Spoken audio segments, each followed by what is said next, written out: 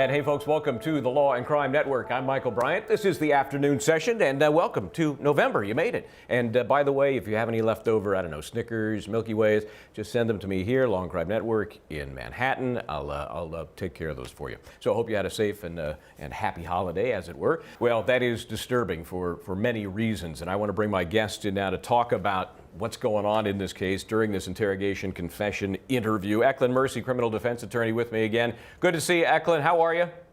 Nice to meet you. Nice to see you too. I'm good. You've forgotten me already? I can't believe it. Seems like it's only been a week. Also here for the first time, Anna Yum. Anna is a criminal defense attorney from out in San Diego. Anna, how are you? I'm good, Michael. Thanks for having me. You bet. Let me start with you. You're new to the program. You get the first question. You've watched some of this interrogation. What's your take on the way it's being carried out? I mean, we understand what happened that day and how fresh this all was when the cop was in that room, but what are your thoughts?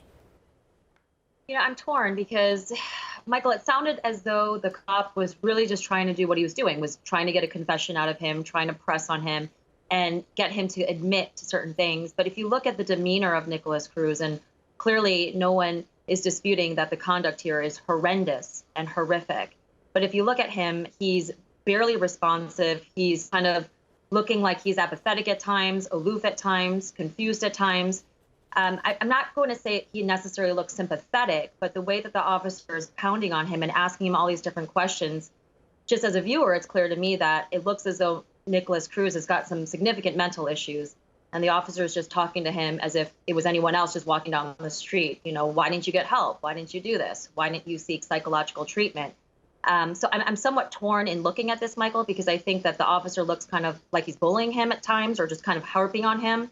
And at times, Nikolas Cruz just looks completely just pathetic and just he doesn't even really know what's going on. And a big question is really, is that the best guy to be in the room at this time with this particular defendant? Maybe doing more harm to the prosecution case ultimately than good. Ecleynne, let's step aside from the demeanor of this officer or investigator at the time. What about how the defendant, Nikolas Cruz, is being treated in terms of, he's there, he's like in a gown. It looks like One Flew Over the Cuckoo's Nest. It's clear that he needs some help. Yes. And why do you need a confession? You have a school full of people with video that can show like he was the one who killed everybody. So I think sometimes they beat a dead horse. And then the case with that magnitude, I would be lawyered up. I would have the prosecutor in the building. I would already have the public defender ready to argue on his behalf, because I would want the case to be open and shut. And they didn't do that. There was no reason. You didn't need a confession from him. You have 100 and some odd witnesses. That was not necessary. What he needed was to be 1013, and then, as soon as we get 1013, you'd have a psychologist be able to get you the information that you need. Right there, he just looks like he's being ambushed. Yeah, 1013, the evaluation that would be necessary to determine what challenges this defendant is having mentally. Let's go back into that interrogation interview confession again. It doesn't really get better. So I've got to say, I've never seen anything like it. I know crazy circumstances that day. That is Zach, the brother of Nikolas Cruz. They have the same mom. Obviously consoling his brother, talking to his brother, helping him kind of understand what was going on there. Ecleynne Mercy, what's your reaction to that interaction? I can't. I am distraught. What? So you're going to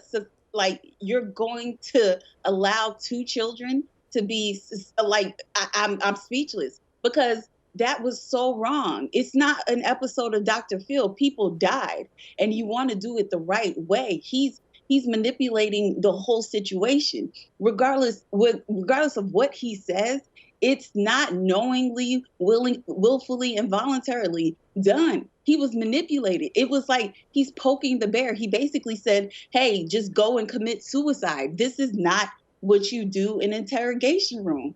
Like, I'm bothered. I'm bothered. Anna Yum is with us from San Diego. The defense is throwing all kinds of paper at this case. I would imagine there's going to be some issues relating to the statements made in that room when the cop is there. There's been, from what we can tell, no Mirandizing. There's certainly no attorney present. What about this interaction with the brother as it relates to what is and is not admissible? Absolutely, Michael. As I was watching this clip, I echo the same sentiments that Ecleynne does. I was thinking, what is going on here? Is this kangaroo court?